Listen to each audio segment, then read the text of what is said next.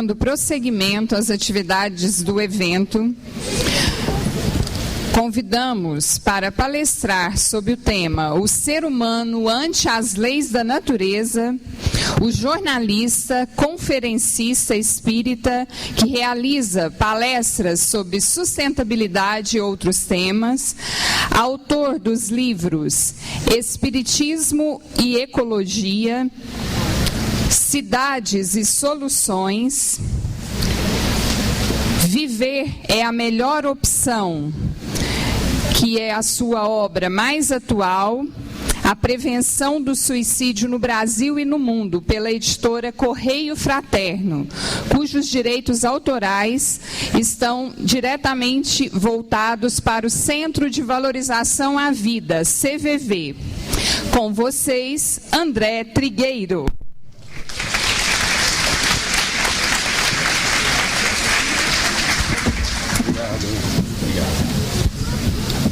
Boa noite.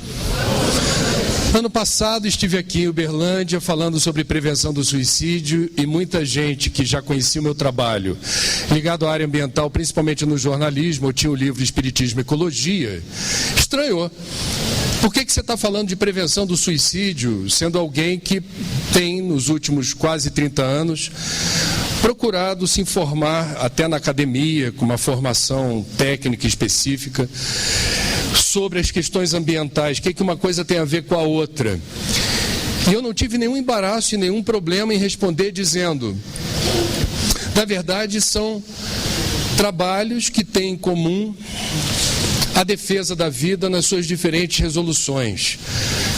Quando a gente fala de prevenção do suicídio, a gente está falando da possibilidade de, através da informação, reduzir as estatísticas horrorosas, ainda problemáticas no Brasil e no mundo, de autoextermínio.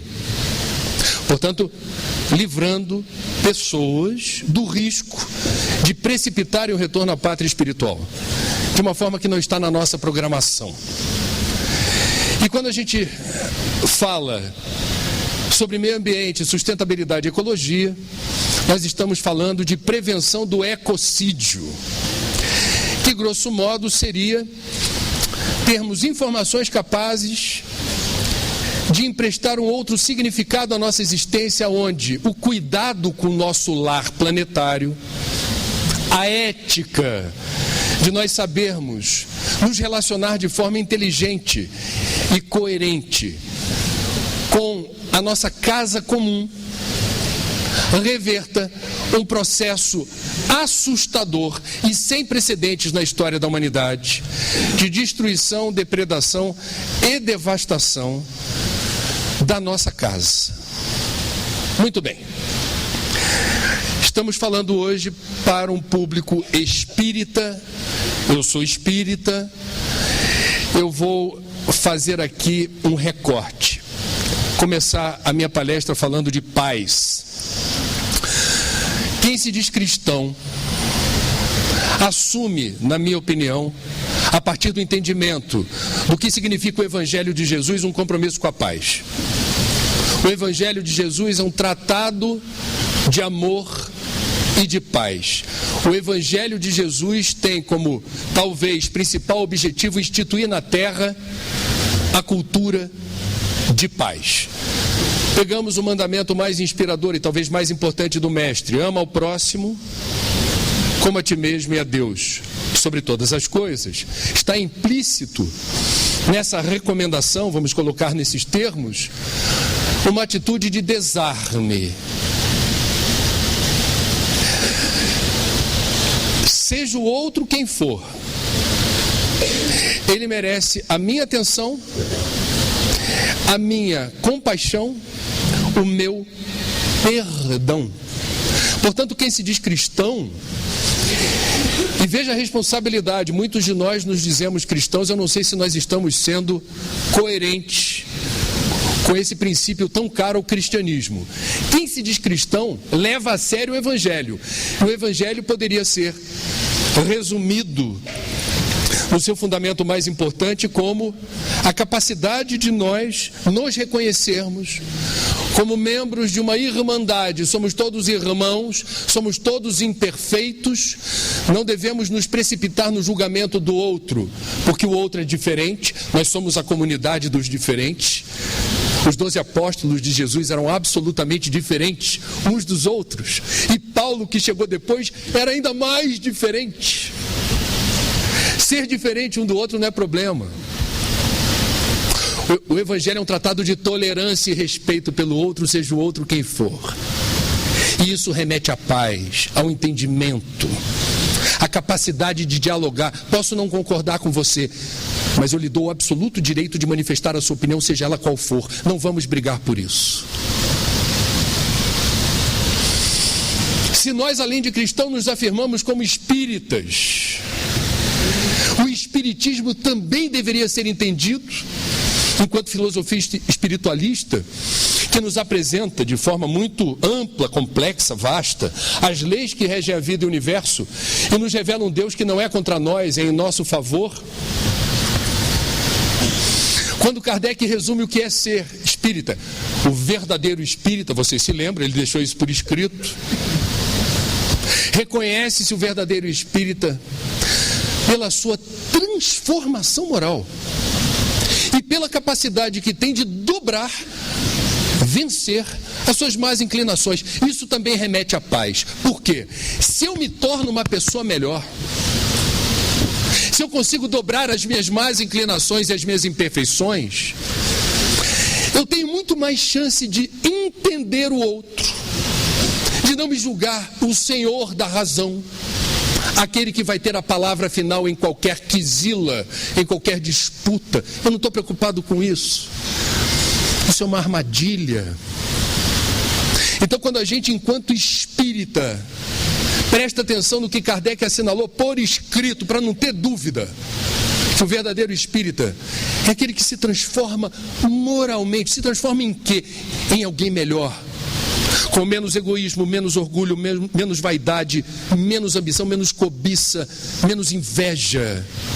Eu me torno uma pessoa melhor, e isso abre caminho para quê? Para o armistício, para a aproximação com o outro, para a capacidade de dialogar, de aceitar, de tolerar, de perdoar. Portanto, o Espiritismo também contribui, e não é com pouco, para a instituição de uma cultura de paz. O Espiritismo é a favor da paz. Divaldo, não por acaso, tem aquele movimento, Você e a Paz, que é a síntese do que cristianismo e espiritismo tentam inocular no sistema circulatório da sociedade. Sem paz não há solução. Aí o pessoal está olhando o programa e está falando, mas a palestra dele não é sobre paz. E já se passaram 5 minutos. Porque eu vou tentar, no tempo que me resta, resumir para vocês o que eu levo um semestre na PUC, onde eu dou aula há 15 anos para os meus alunos, a respeito do senso de urgência em relação à questão ambiental. Porque não é possível imaginar um mundo de paz, uma civilização de paz, a instituição de uma cultura de paz, onde haja, de forma sistemática, como vimos hoje, a destruição, a devastação, a depredação dos recursos naturais fundamentais à vida. Eu vou resumir, eu não vou ter... Quem tiver interesse, temos aí livros que versam sobre isso com mais informação. Vídeos que já foram gravados com a gente explanando essa questão. Mas eu vou me esforçar aqui para tentar trazer as informações básicas que remetem. Não há possibilidade, mesmo no mundo de regeneração, de imaginarmos um cenário de absoluta tranquilidade, harmonia e paz, onde haja escassez do que é fundamental à vida. Há um livro que não é espírita, mas Kardec abriu a porta para a ciência, onde a ciência avançar, o espiritismo acompanha, então me permitam citar fora do índex um livro de um autor americano, geógrafo chamado Jared Diamond, vencedor do prêmio Pulitzer de literatura nos Estados Unidos, o mais importante prêmio de literatura por lá, chamado Colapso: Como as sociedades escolhem o sucesso ou o fracasso. Eu vou resumir o livro. Spoiler. Ele traduz o conhecimento da moderna investigação na área do Indiana Jones. Aqueles que investigam os sítios arqueológicos e tentam decifrar o passado das civilizações. E nesse livro, de forma muito bem embasada, Dr. Jared mostra aquilo que seria alvo de um mistério, ninguém sabia explicar porque diferentes civilizações do passado subitamente desapareceram do mapa. A ciência não conseguia explicar isso. Alguns, de forma um tanto precipitada, diziam: há aí alguma interferência com seres extraterrenos. Não é possível que os vikings, que os maias, que os habitantes da Ilha de Páscoa, entre outras civilizações, depois de séculos de construção de uma cultura, de repente deixaram de existir. Por que desistiram? Por que sumiram do mapa? O que determinou o desaparecimento dessas culturas? O Dr. Jared se apropria, portanto, do conhecimento arqueológico e descobre que não há dúvidas em relação ao motivo do desaparecimento. Diferentes civilizações em diferentes lugares do mundo, em diferentes momentos da história, desapareceram do mapa a partir do momento que deixaram de ser sustentáveis. E o que seria ser sustentável? É usar ou retirar da natureza aquilo que elas precisavam para existir, respeitando a capacidade de suporte da natureza, prover essas civilizações de água, de matéria-prima, de energia, a partir de recursos naturais. Quando você desrespeita uma relação de equilíbrio, se há um déficit, esse déficit compromete a resiliência, a sobrevivência dessa civilização. Todas essas civilizações, por exemplo, têm em comum, não foi a única causa, mas é uma causa que percorre todo o histórico dessas civilizações, a falta d'água. Não ter água boa de beber. E elas tiveram que se virar. E tem substituto para tudo. Tem substituto para petróleo, tem substituto para modais de transporte. Se eu não tenho carro, eu vou de quê? Eu vou de outro modal. Não tem substituto para água. A água, repito, é apenas um dos fatores, não o único. E de todos os casos elencados no livro, das civilizações que desapareceram porque cruzaram a fronteira de uma relação inteligente com o meio ambiente. Eu preciso de recursos naturais para viver, mas eu não posso retirar mais do que aquele ecossistema está apto a me fornecer sem colapsar. Porque se ele colapsar, eu não tenho condições de sobreviver. O caso mais impressionante é do povo da Ilha de Páscoa. A Ilha de Páscoa é conhecida pelo que sobrou, que são aqueles totens de pedras moais que foram construídos para exaltar de forma alegórica as tradições de cada família daquela sociedade. Era uma espécie de outdoor vertical. Família Trigueiro. Aí o clã dos Trigueiro esculpem na pedra, de forma simbólica, uma mini história, ou mini biografia do nosso clã, um símbolo da nossa família, e não bastava esculpir na rocha, e esse foi o problema, eu preciso exibir a rocha em um lugar visível. E esse lugar não está aqui na minha oficina, não está onde está a pedra, eu preciso transportar a rocha para algum lugar. E o drama dos ilhéus foi, a tecnologia disponível à época era rolar os blocos de rocha sobre toras de madeira extraídas da florestinha de Páscoa. Páscoa já é uma ilha pequenininha do Pacífico. A florestinha de Páscoa, minúscula. Agora imagine pela quantidade de moais que há em Páscoa, quantas toras de madeira foram utilizadas para rolar esses totens. A floresta foi dizimada. E a partir da dizimação da supressão de área verde de Páscoa, ocorreram sucessivas tragédias, todas sistêmicas, todas interligadas. Primeiro problema, os ilhéus de Páscoa se alimentavam do que plantavam todo ano. Se desse uma praga na minha colheita, o predador da praga se refugiava na floresta. Então era um equilíbrio dinâmico, natural, ecológico. E deu praga. Calma que daqui a pouco chama a atenção de quem deve. Quem? Quem come praga. O predador, que vivia na floresta. Sem floresta, o predador ficou desalojado. O Dr. Jared não explicou para onde ele foi, ninguém sabe.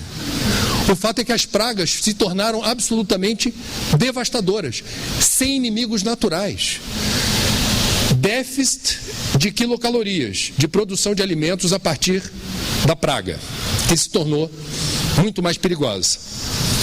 Sem a florestinha de Páscoa, a capacidade de você filtrar a água da chuva, de conter a margem do rio com matas ciliares, de recarregar o aquífero, se diluiu.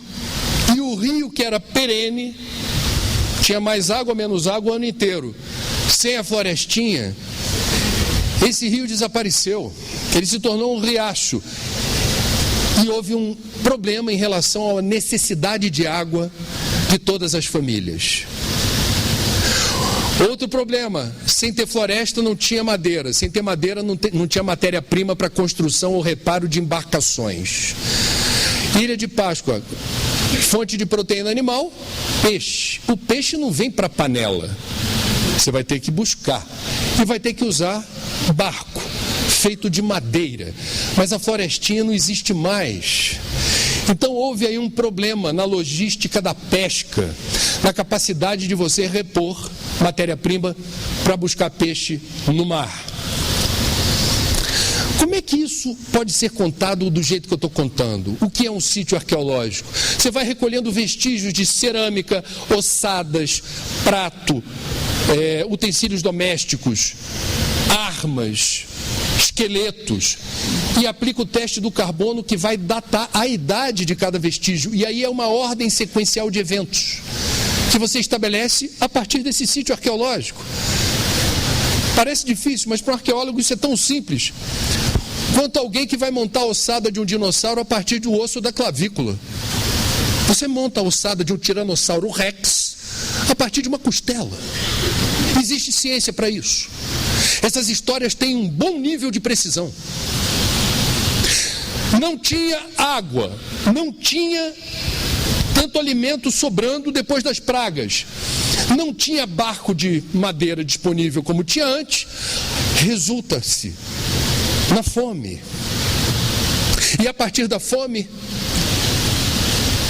um problema conhecido para nós do Nordeste, eu sou filho de paraibano, a Deus conhece esse ditado, farinha pouca, meu pirão primeiro. Foi o que aconteceu em Páscoa. Sobreveio períodos de intenso conflito, inclusive armado, guerra entre famílias que viviam em harmonia. O Dr. Jared registra, a partir da pesquisa dos arqueólogos, eles ressuscitaram o canibalismo, que era um costume, uma tradição há muito abandonada. Uma palavra, como é que a gente resume o efeito colateral da destruição da floresta, que resultou em tudo isso? Colapso. Está começando a temporada ciclônica nos Estados Unidos, furacão. Está se aproximando nesse momento de Nova Orleans, aonde há 14 anos atrás apareceu Katrina, um terrível furacão que lá chegou e determinou uma rotina que brasileiro ia adorar. Porque toda vez que um furacão aparece, as autoridades decretam feriado. É feriado agora em Nova Orleans. Por quê? As pessoas não podem permanecer na área de risco. Quem tem dinheiro, as autoridades falam, saia da cidade, vá para o lugar que você quiser. Aqui você não pode ficar, na tua casa não. Se você não tiver dinheiro ou não tiver disposição para viajar, recolha-se a um dos abrigos públicos. Quem quiser pesquisa. Eu vou narrar história. O furacão Katrina, nível 5, um furacão acima da média, que explica o fenômeno do aquecimento global, dos eventos extremos, é resultado do aquecimento global, um furacão nível 5, com esse nível de virulência, que se aproximou de Nova Orleans. Quando lá chegou, encontrou 50 a 60 mil pessoas dentro de um estádio coberto, chamado Superdome. E dentro desse estádio aconteceram situações curiosas. As pessoas chegaram ao estádio como vocês chegaram nesse evento, e eu, com o nosso verniz da boa educação e da cordialidade. Nós sabemos ser educados, cordatos. Você sai e diz assim: quer água? Eu vou buscar. Nossa, eu sou grandão, eu estou sentado na sua frente, quer que eu mude para a cadeira ao lado? Nós fomos educados, graças a Deus. Quem entrou no Superdome também foi. Para dormir em colchonete 2 ou 3 dias, que era o tempo estimado da passagem do furacão. O que aconteceu? Por que eu vou falar essa história agora? Porque o furacão passou, e depois que passou, alguém como eu aqui pegou o microfone para falar para o povo. Good morning, my friends. Eu tenho uma boa e uma má notícia para vocês. A boa notícia é que o furacão passou. O pessoal celebrou. Falou, vou para casa, não aguento mais colchonete, o cara do lado ronca. A má notícia é que vocês e eu vamos permanecer aqui. Porque o furacão destruiu os diques de contenção das águas fétidas, mal cheirosas do Mississippi. Eles estão com o mesmo problema agora. Estão com medo do dique romper de novo. E inundou a cidade. Não há como irmos para casa agora. Foi a segunda invasão do Iraque, a época que o George W. Bush, um genocida, determinou de forma vil a invasão do Iraque para pegar petróleo. Não vou entrar no assunto de hoje. O fato é que o que deveria ser a defesa civil presente em Nova Orleans no momento de crise, boa parte da defesa civil foi remanejada para fazer backup de soldado nos quartéis. Houve menos segurança dentro do Superdome. E aí, depois do anúncio de que permaneceremos aqui por tempo indeterminado até que a situação melhore, a Rádio Corredor, eu não sei como em Uberlândia, qual é o termo que se usa aqui? Rádio Peão?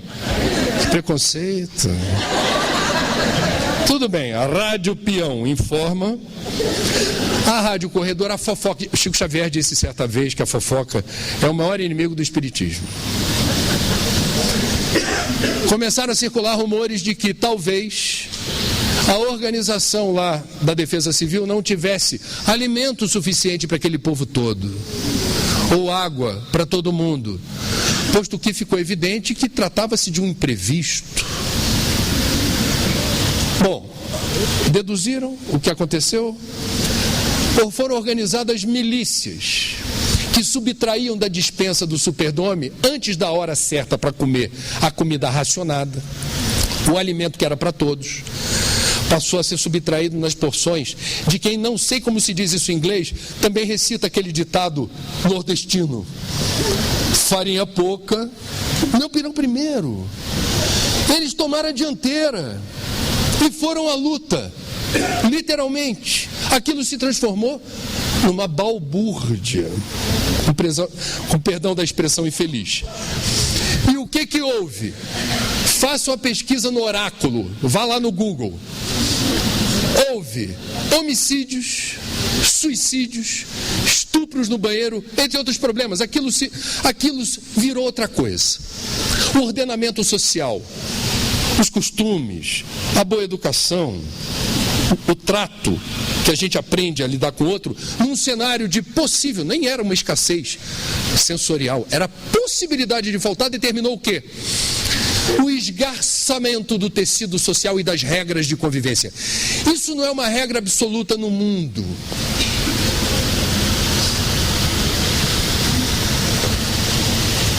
Mas esse é um fenômeno previsível, aonde falta o que é considerado essencial para as pessoas. As pessoas se reservam o direito de adotar protocolos, digamos, alternativos de obtenção daquilo que você reconhece como fundamental para você e para os seus. Há vários exemplos nesse sentido, um deles, o Pentágono, que é o braço militar do governo americano, uma vez por ano, divulga um relatório disponível na internet, produzindo cenários sobre os efeitos do aquecimento global sobre instabilidade geopolítica.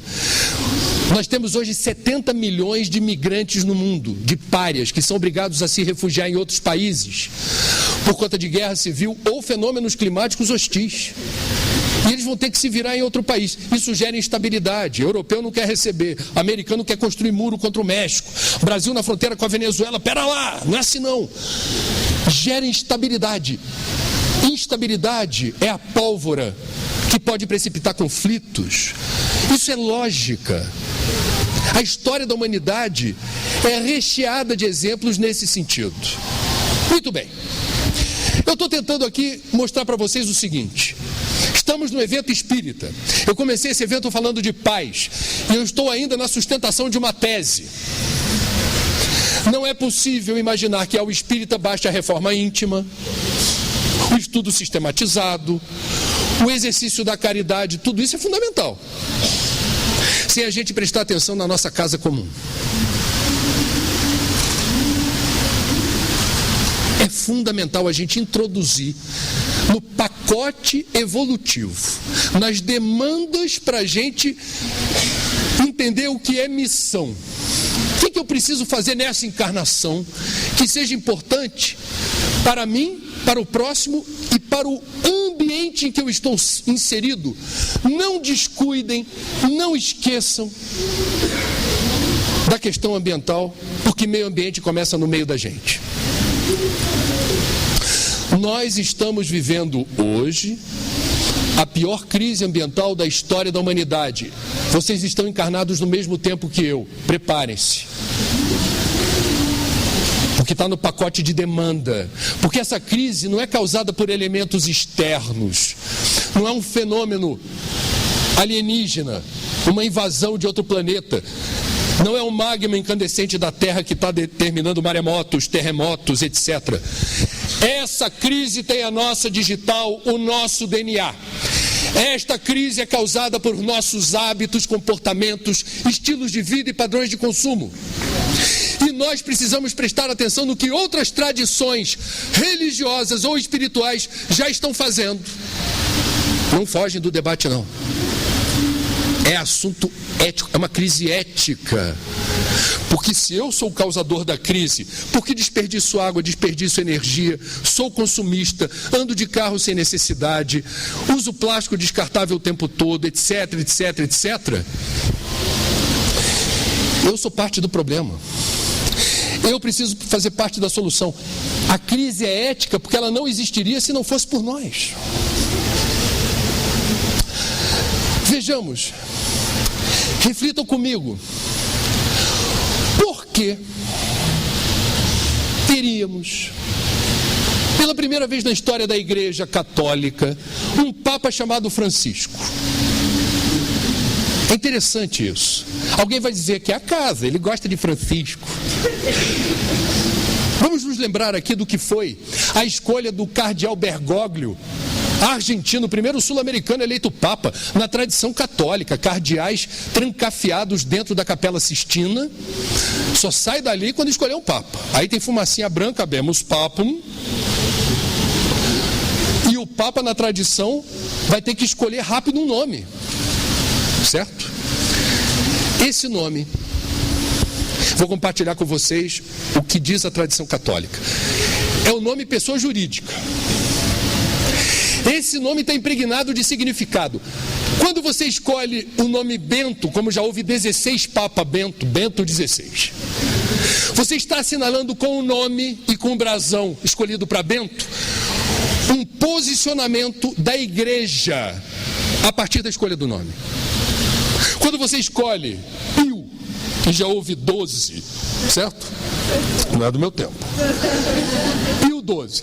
Se esse Papa argentino escolhesse Pio, seria o Pio 13. Pio já sinaliza na largada do pontificado o rumo de um posicionamento do líder máximo da igreja, que também é um chefe de Estado, porque o Vaticano é um Estado. Pergunto a vocês, por que nunca houve um Papa Francisco? Por que é tão popular o Francisco? Francisco de Assis, o poverello de Assis. Por que nunca houve um Papa surfando na onda de Francisco? É uma boa pergunta. Porque esse Papa escolheu um nome que até então foi desprezado por todos os antecessores. Ele é o Papa Francisco I. E já começou surpreendendo na largada, na hora de dar a bênção para a multidão na Praça São Pedro. Multidão lá no frio, horas, esperando. Escolhe logo esse Papa para eu receber minha bênção. Aparece o argentino e diz duas frases, pelo menos, que surpreenderam. Fala assim: foram buscar o Papa no fim do mundo. E depois, rezem por mim. Virou as costas, foi embora. Não deu a bênção, ele pediu prece. E depois a gente vai entender por quê. No meu ponto de vista, esse Papa resgatou o que há de mais belo e puro no franciscanismo. Quem foi Francisco de Assis? E quem é o cardeal Bergoglio? Francisco de Assis, 8 séculos atrás, criou uma nova forma de sentir e praticar o Evangelho de Jesus. A partir de uma visão mística, de uma imagem de Jesus que existe até hoje em Assisi, na Úmbria. Eu estive lá. E ele ouviu a imagem de Jesus falar com ele: Francisco, resgata o meu Evangelho. Salva o meu Evangelho. Isso deu início, portanto, ao voto de pobreza, à saída de casa, à decepção que ele causou na família de comerciantes ricos, o pai Bernardone, e começou a praticar o amor, a caridade, o amor renúncio, o amor doação, o amor sacrifício. E alguns autores dizem que ele chegou a encontrar o Papa da época. O Papa que representava uma igreja corrupta e opulenta. E essa igreja se constrangeu diante de Francisco nos seus trajes andrajosos, sujos. Francisco, segundo alguns historiadores, representou uma ruptura. Um choque de realidade na igreja que se descolou do Evangelho. Aí vem o argentino, é nomeado Papa, escolhe o nome: Francisco I. Primeira atitude dele: não vou dormir nos aposentos suntuosos do Papa, não vou usar sapatinho Prada vermelho, nem crucifixo pesado de ouro, não vou comer nos aposentos suntuosos do Papa, vou comer no bandejão do Vaticano. Vou abrir uma lavanderia para os pobres de Roma que queiram vir aqui para lavar e passar suas roupas, porque eles merecem viver com dignidade, pelo menos naquilo que vestem. Homossexuais são filhos de Deus. Os desquitados, os divorciados são filhos de Deus. Não vou julgá-los. A corrupção no Banco do Vaticano, vamos sanear. Os padres pedófilos, vamos afastá-los, vamos julgá-los. Pelo amor de Deus, temos aqui uma relação de decisões que afrontam uma igreja opulenta e corrupta. André, o Papa é espiritismo e meio ambiente. Chega logo onde você quer chegar com o Papa. Aonde eu quero chegar? Esse Papa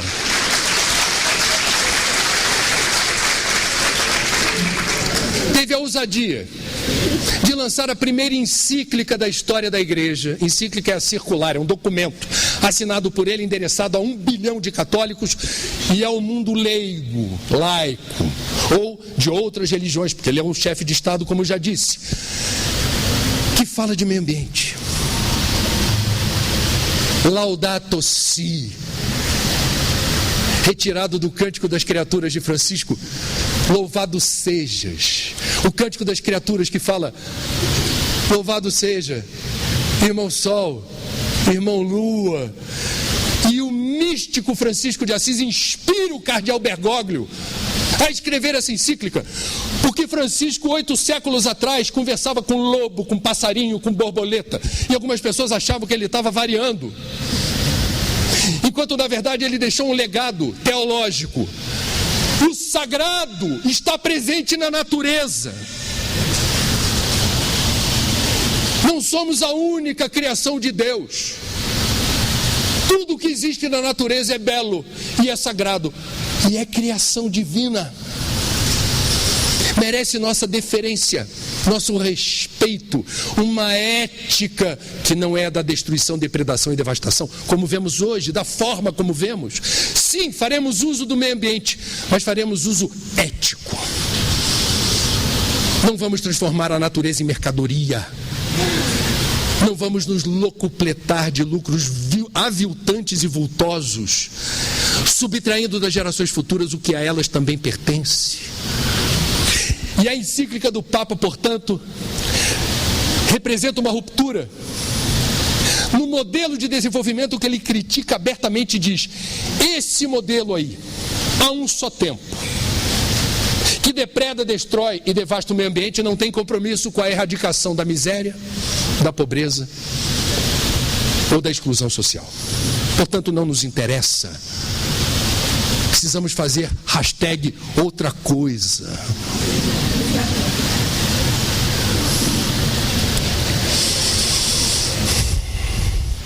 O que o Espiritismo tem a dizer sobre isso? Porque muita casa espírita se surpreende. Meio ambiente, Kardec não falou disso. Ecologia, não tem no Pentateuco kardeciano a palavra ecologia, até porque, eu vou dizer já, ela foi criada poucos anos depois do lançamento da primeira edição do Livro dos Espíritos. E alguém vai dizer: o que interessa é a reforma íntima. Mas justamente pela reforma íntima que a gente precisa falar de meio ambiente. Porque o próprio Espiritismo diz: nós somos feitos de pedacinhos de planeta. Não nesses termos, o que o Espiritismo diz objetivamente? Em cada uma das diferentes moradas do Pai, os seres de cada uma dessas moradas são constituídos dos mesmos elementos de cada morada. Nós somos feitos de terra. Aí alguém vai dizer: ai meu Deus, final dessa jornada de sábado, e ele vem com poesia bíblica: do pó viestes, para o pó voltareis. Não é poesia bíblica? Pegue, quando sair daqui e voltar para casa, seu último exame de sangue e veja com olhos de ver o que aparece ali, que é a informação fundamental para o médico: a dosagem dos minérios que jazem nas profundezas do solo e que vocês e eu carreamos na corrente sanguínea. Ferro, sódio, manganês, potássio, selênio, está tudo embaixo da terra, está na tua corrente sanguínea. E se você tiver algum déficit de algum desses minérios, ai de você! Estou em Minas Gerais. Minas Gerais, onde eu tive o desprazer de testemunhar 2 desgraças e 2 tragédias cometidas por aquela que até pouco tempo atrás era considerada uma das melhores e mais qualificadas mineradoras do mundo, e está sendo acusada pelo Ministério Público Federal de homicídio doloso por ter permitido Mariane Brumadinho. Minas Gerais. Do que sai debaixo das profundezas do solo é vida, porque nós somos terra, nós somos feitos de poeira cósmica, de pó de estrela. A gente precisa de todos esses minérios no sangue. E se você tiver, por exemplo, déficit de ferro, tá, com perdão do trocadilho, ferrado. Você vai estar concorrendo a uma anemia, e sem anemia não tem reforma íntima, não tem estudo sistematizado, vai fazer caridade de mau humor, porque te falta fluido vital. Ajuda, mas a gente também é matéria, e a carcaça precisa de minério. Nós somos feitos de terra, só de terra. Somos feitos de água, e caprichosamente na mesma proporção em que ela se resolve na superfície da terra. É um capricho de Deus. 70% da terra e do nosso corpo são água. E vejam, de onde vem a vida? As primeiras formas de vida nesse planeta água surgem nos oceanos primitivos. Nas águas mornas e salgadas da antiguidade surgem as primeiras formas de vida. E aí é curioso curioso, nós vertemos por vezes lágrimas de alegria ou de tristeza que tem o sabor dos oceanos. Eu estou suando um pouquinho. E o meu suor é constituído de um elemento matricial à vida. Essa água salgada e morna é do líquido amniótico onde a gente navegou por deliciosos 9 meses. Antes de vir ao mundo, em boa parte dos casos não gostamos da transição. Estava bom lá atrás. O melhor isotônico que existe não é esses coloridos, que no mundo do esporte se vende, marcas estrangeiras. O melhor isotônico natural, o melhor repositório de água e sais minerais, o melhor hidratante é a água de coco. E a água de coco é um soro fisiológico da natureza. Esse é o elemento fundamental à vida que está dentro de nós. O que está fora está dentro. O supremo nutriente da vida não é o que se come nem o que se bebe, é o que se respira. Aqui, para acalmar uma pessoa no Brasil, essa tradição vem de longe. Tem alguém nervosinho, aí você, calma, vou trazer uma água com açúcar. A pessoa é diabética, cai dura ali, não vai dar certo. Não façam isso com uma pessoa nervosa. Você quer acalmar alguém, o que você recomenda? Respira fundo. Alguém aqui já se surpreendeu numa aula de yoga ou de meditação? Já com idade? Já com alguma idade? E se surpreendeu quando o professor flagrou que você, apesar de muita quilometragem ou rodagem, não sabe respirar? Porque esse conhecimento ancestral é mais evoluído do outro lado do mundo, particularmente na Índia, onde eles não banalizam a nossa relação com o ar. Eles chamam de prana, um nutriente fundamental à vida, que irriga chakras e meridianos, oxigena os tecidos, as células, e mantém a gente vivo, energizado. Você quer recuperar, quer desacelerar batimento cardíaco, colocar as ondas cerebrais numa faixa de conforto, regular pressão arterial? Respira fundo. O que está fora está dentro. Se o ar está poluído, eu sofro. Se a água está contaminada, eu sofro. Se a terra está intoxicada de agrotóxico ou de qualquer outro contaminante ou poluente, eu sofro. O que está fora está dentro. O meio ambiente começa no meio da gente. Simples assim. Objetivamente, o que o Espiritismo fala sobre esse tema? É importante a gente se dar conta. Século XIX. Nasce o Espiritismo em 1857, primeira edição do Livro dos Espíritos. 9 anos depois, do outro lado da fronteira, da França, com a Alemanha, um naturalista alemão chamado Ernst Haeckel vem ao mundo também para criar uma palavra nova. Espiritismo quem criou foi Kardec. Espiritismo. Porque tinha uma singularidade, essa filosofia espiritualista, ela tinha uma identidade própria, não podia ter um nome velho, você tinha que escolher um nome novo. Ecologia significa literalmente estudo da casa.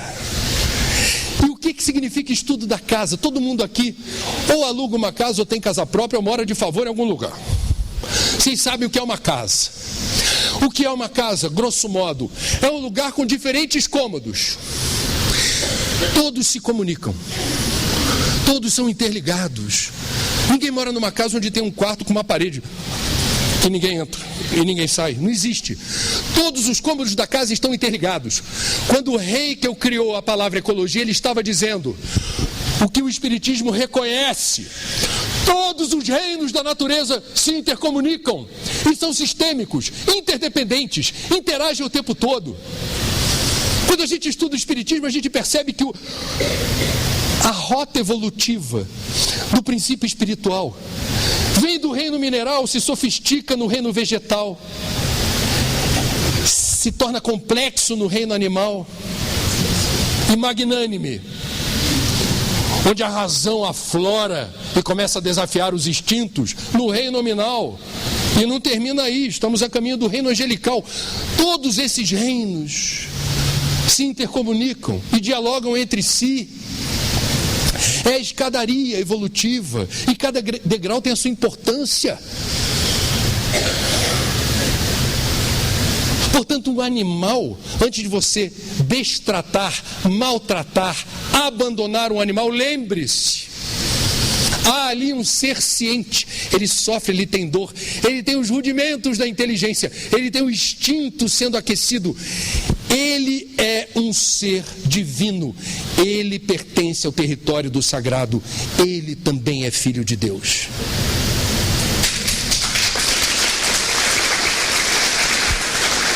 Alguém dirá, e as plantinhas? Até agora eu não vi se essa aqui é plástico. Não, parece de verdade. Estou bem acompanhado. Eu me lembro de Hélio Costa, correspondente do Fantástico, década de 1970. Hélio Costa é Minas Gerais, né? Ele mostrando com aquela voz dele, exclusivo, Nova York, experiência. Com exclusividade, o Fantástico vai mostrar a reação de uma planta. Eu vi isso, eu fiquei impressionadíssimo. Botaram sensores na planta. E o cientista se aproxima com uma tesoura. A planta não tem olhos, eu nunca encontrei olhos numa planta. Os sensores acusam a mudança da vibração da planta diante da ameaça da poda. Aí alguém vai dizer assim, mas isso aí é exagero. A planta não sente, a planta não tem cérebro, não tem coração. Aí você vai ver os abraçadores de árvores. Antônio Carlos Brasileiro Jobim, talvez o maior músico da história do Brasil, só rivaliza com Vila Lobos. Morava no Jardim Botânico, gostava de abraçar a árvore amazônica, que hoje ganhou uma placa dele, porque sempre que ele chegava lá com o chapeuzinho Panamá, precisava de 20 pessoas para dar o abraço, mas ele abraçava do jeito dele. O pessoal devia passar pelo Jobim fazendo isso, como antigamente passavam por São Francisco fazendo isso. Entretanto, há uma psicografia de Chico Xavier, ditada por André Luiz, falando da função energética das árvores, capturando energias que vêm de outros planetas e são capturadas pelas copas das árvores. A gente não conhece nada da natureza. Nós somos analfabetos ambientais, absolutamente ignorantes da riqueza e das trocas incessantes. Eu estou sendo aqui energizado pelas minhas amiguinhas samambaias. Quisera eu ter mais sensibilidade para perceber o que elas estão me dando aqui. Elas mudam a vibração do ambiente, elas tonificam o ambiente, elas mudam a psicosfera. A gente estuda a psicosfera nas obras de André Luiz. As plantas e as árvores têm a sua própria psicosfera. A gente precisa valorizar isso. E a partir do reconhecimento do que é o reino vegetal e o reino animal, estabelecer uma relação ética com esses reinos, para nosso conforto e usufruto. Não é apenas uma questão de preservar o meio ambiente. O meio ambiente começa no meio da gente. Kardec e Haeckel. Vamos lá, a primeira questão fundamental dos dois. Contemporâneos. Nas minhas pesquisas eu não encontrei nenhuma evidência de que eles se conheceram. Dois homens de ciência e que revelaram ao mundo um olhar que não é óbvio, é o olhar além do alcance. Kardec falava e perguntou no Livro dos Espíritos: podem os espíritos influenciar a nossa vida? A resposta da espiritualidade foi taxativa: muito mais do que supondes. Nós não temos noção de como isso ocorre no dia a dia, mas sabemos que acontece. Haeckel, por sua vez, mostra que a natureza pode ser explicada, e isso faz sentido para os espíritas, como os físicos quânticos explicam o universo. Um conjunto de fenômenos interligados, interdependentes, que interagem o tempo todo. Como é que você explica isso para o seu filho ou para o seu neto pequenininho? Estamos todos no mesmo barco. Existe um software inteligente da vida. Conhece a programação do software antes de mexer. Porque se você mexer de forma desastrada, o livro Colapso e outros mostram o que acontece com a gente. Sabendo usar, não vai faltar. Se não souber usar e for desastrado, nós pagaremos um preço caro. Outro aspecto interessante de espíritas ecologistas. Engraçado que espírita e ecologista não se dá conta disso. Nós espíritas e nós ecologistas falamos de lixo. Os ecologistas, obviamente, denunciam a poluição do plástico, a poluição dos mares, da terra, do ar. E os espíritas falam de lixo quando? Para o espírita, pensamento e emoção não são abstrações. Quando a gente pensa ou sente, nós plasmamos, nós irradiamos formas pensamento, que podem ter diferentes gradações energéticas. Isso pode se transformar em detritos mentais. Isso pode se transformar em miasmas. Isso pode saturar o seu ambiente doméstico daquilo que você não vê. Mas se você não tiver cuidado, isso se volta contra você. Por que existe uma campanha do culto do Evangelho no lar? André, para a gente ter uma boa sintonia. Ok. E o que está por trás do culto do Evangelho no lar em termos de psicosfera? Nós estamos fazendo uma faxina doméstica. Quando realizamos esse movimento da leitura ao acaso do Evangelho, lemos em voz alta, fazemos uma prece. Se fazemos isso não como receita de bolo, mas fazemos com coração, nós estamos determinando uma mudança na vibração e na frequência do seu lar. E esses miasmas e formas de pensamento que trazemos da rua, trazemos do trabalho e eventualmente vão se acumulando e saturando o nosso ambiente, podem determinar na linha do tempo, se forem vibrações pesadas, inapetência, desânimo, desesperança, estado depressivo e eventualmente ideação suicida. A literatura espírita tem várias obras que explicam o preço que se paga pela invigilância, pela forma como a gente não... Os budistas chamam isso de... É o macaquinho travesso. É o pensamento que não está sendo minimamente referenciado pela razão. Chama, concentra, foca. Meditação é o exercício da centralidade, do aqui e do agora, da consciência plena. Faz toda a diferença. Espíritas ecologistas denunciam o problema do tempo. Os ecologistas dizem, não temos todo o tempo do mundo, precisamos agir agora, o planeta é um só. E no intervalo de uma geração a gente pode determinar estragos que podem levar séculos para serem reparados. Isso não é exagero. Eu não vou ter tempo de citar a imensidão de trabalhos que emergem das academias, dos institutos de pesquisa e de ciência, das universidades, mostrando a fragilidade dessa bola azul onde nós estamos inseridos. A nossa espécie pode determinar um colapso climático, um colapso sobre a biodiversidade. A ONU prevê que até 2050, se não erradicarmos, banirmos plástico descartável, os oceanos terão mais fragmentos de plástico do que seres marinhos. Eu não vou ter tempo para entrar em detalhes, a gente está detonando a casa planetária. Por isso que o Papa escreveu encíclica. Então, os ecologistas falam, não temos todo o tempo do mundo. E os espíritas fazem o quê? Os espíritas falam assim,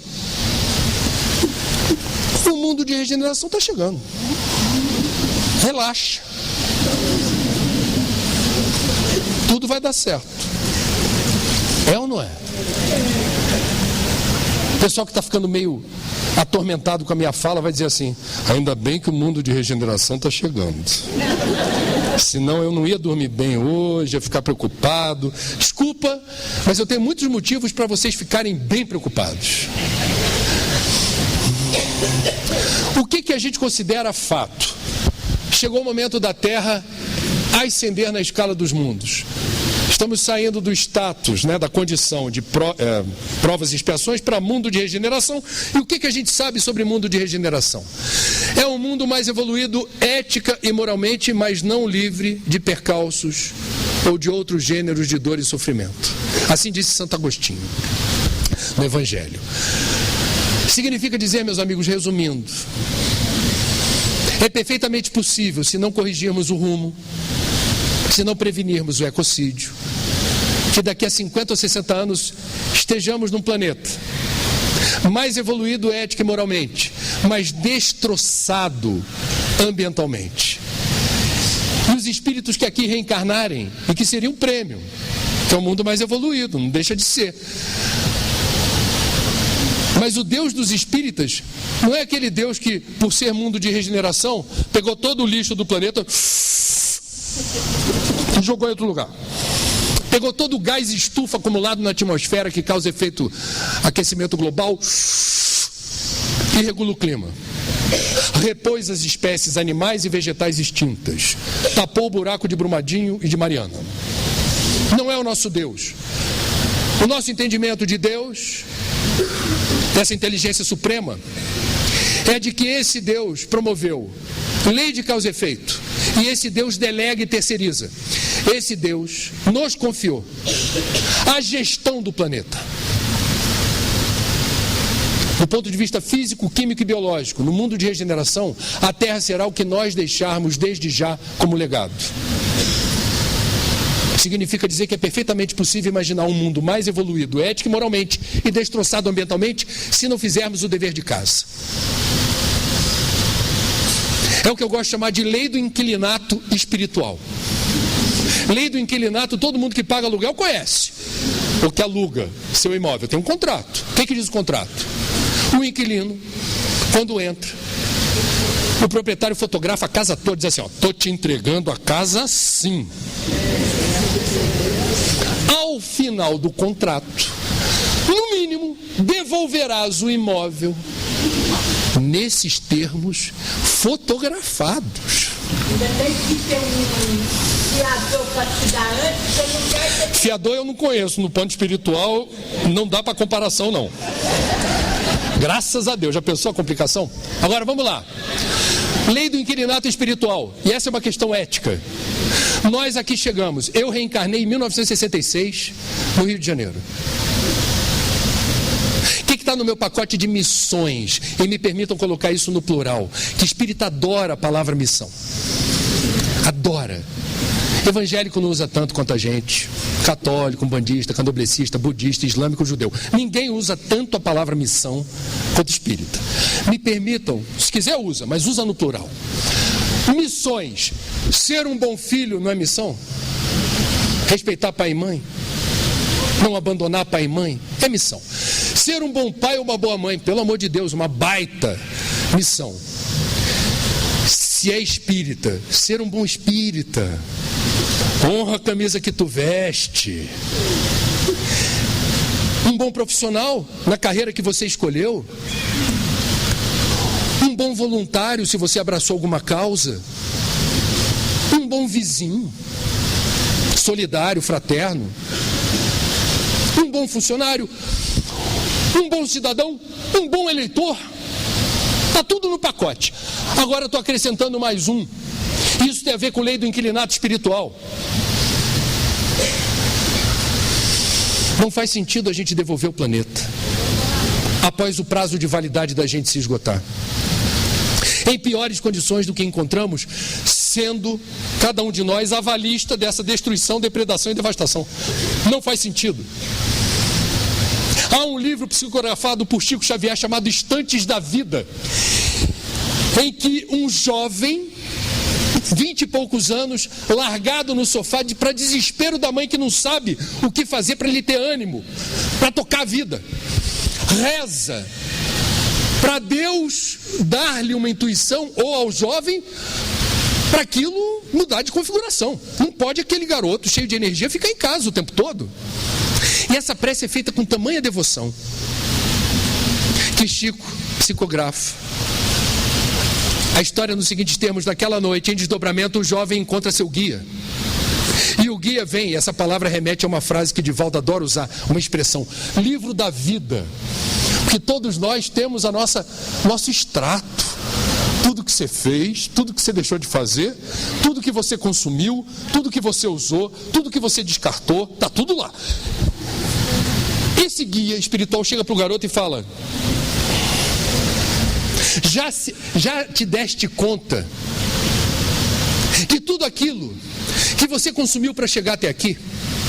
Não estou falando apenas da atenção do teu pai e da tua mãe, do zelo dos teus professores, do carinho e da amizade dos teus colegas.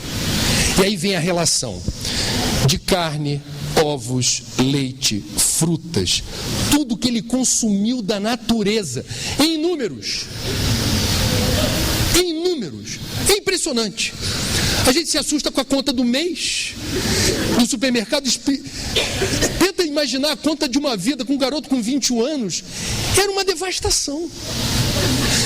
E o guia dele usa os números do que ele consumiu da natureza para dizer: de que forma retribuíste à natureza aquilo que dela tomaste? Incrível! Esse livro é da década de 40 ou 50. Nunca fez tanto sentido para nós. Lei do inclinado espiritual. Não faz sentido passar pelo mundo que não nos pertence.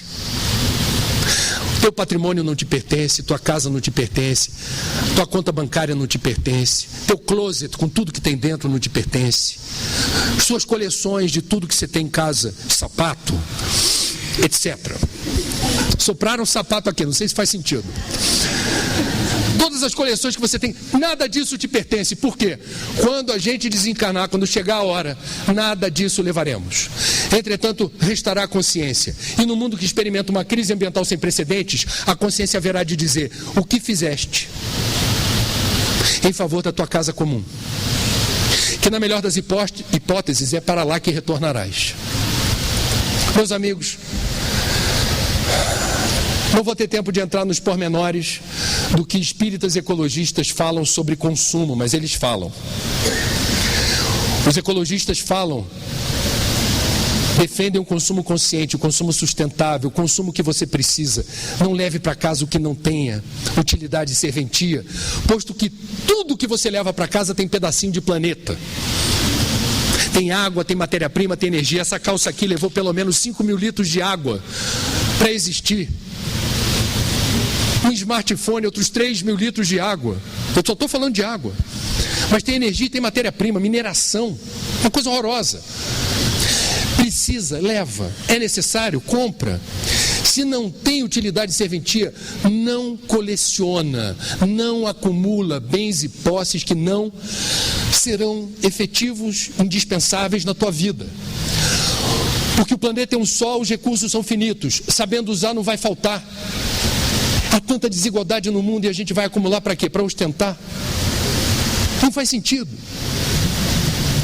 Portanto, nós espíritas temos que ter muito cuidado com Black Fridays, com o Natal pagão, que a gente se deslumbra com árvorezinha conífera, típica do hemisfério norte, num calor de verão, com luzinha chinesa que é baratinha no mercado e que pode dar curto-circuito, porque criancinha chinesa provavelmente foi usada em trabalho equivalente à escravidão para fazer baratinho e chegar aqui e não tem certificado do Inmetro. Vai se deslumbrar com a publicidade achando que demonstração de afeto e carinho se traduz pelo acúmulo de presente ou pelo presente caro.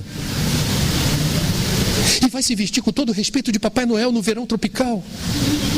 Papai Noel que foi pintado de vermelho na década de 1930 pela Coca-Cola. Virou garoto propaganda da Santa Claus, virou garoto propaganda da Coca. E a gente acha um barato o vermelhão. Quem quiser faz assim. Não perca de vista que você está replicando para gerações que estão chegando um Natal que muitas vezes o aniversariante não está em primeiro plano. Ele não está na árvore, ele não está nos presentes, ele não está na roupa do Noel. Aí alguém vai dizer: Feliz Natal, Jesus ressuscitou, Jesus nasceu. Jesus nasceu. Na frase, porque todo o aparato e toda a produção foi consumido no teatro do Natal pagão. Black Friday é nome de filme de magia negra. Com todo respeito, Atenção, comprem o que vocês quiserem, deem de presente o que vocês quiserem, mas estamos aqui defendendo o consumo consciente e o consumo sustentável, replicando o que Kardec falou no século XIX, num capítulo inteiro das leis morais do Livro dos Espíritos, que é a lei de conservação. Releiam a lei de conservação. Lá tem um subtítulo que o codificador fez questão de colocar para organizar as ideias: necessário e supérfluo. Século XIX, não tinha shopping center no mundo, não tinha curso de publicidade nem marketing. E Kardec teve o cuidado de falar lei de conservação, necessário e supérfluo. E a pergunta 705: por que a terra nem sempre ao homem oferece o necessário? Uma pergunta estranha, porque naquela época só havia 1 bilhão de encarnados no mundo. E a terra já está... Ninguém falava de crise ambiental. E o codificador, de forma profética, pergunta: por que a terra nem sempre ao homem oferece o necessário? E a espiritualidade dá uma resposta linda, cujo trechinho eu resumo nos seguintes termos: a terra ofereceria ao homem sempre o necessário, se com o necessário soubesse o homem contentar-se. A ganância é a nossa ruína. A ilusão da matéria é a nossa tragédia. E quis o destino, e com essa pergunta eu me despeço. Nós que gostamos de falar que o acaso não existe, é o slogan dos espíritas. Quando você quer saber se alguém é espírita, se alguém fala o acaso não existe, pode puxar conversa, que é espírita. A gente se apropriou dessa frase. Até adesivo de carro, o pessoal comete a heresia de falar assim: o acaso não existe embaixo. Leia Kardec. A gente faz propaganda do espiritismo usando essa frase. Muito bem, se o acaso não existe, me expliquem. O que explicaria o fato no nosso país, o único do mundo com nome de árvore, o que tem o maior estoque de água doce, de rio, ou de água subterrânea dos aquíferos Guarani e Amazônico? Não tem outro lugar do mundo com mais água. Não tem outro lugar do mundo com mais seres vivos catalogados pela ciência. Não tem outro lugar do mundo com a maior floresta tropical úmida do que a Amazônia. Não tem outro lugar do mundo com tanto solo fértil pronto para plantar sem precisar tirar da frente uma árvore sequer. Por que esse país vem a ser aquele que abriga a maior nação espírita do mundo? O que está embutido nessa coincidência? Precisamos ser bons zeladores daquilo que não nos pertence, bons guardiães dos recursos fundamentais para a vida no mundo de regeneração. Nunca é tarde para começar. Comecemos, pois, desde já. Obrigado.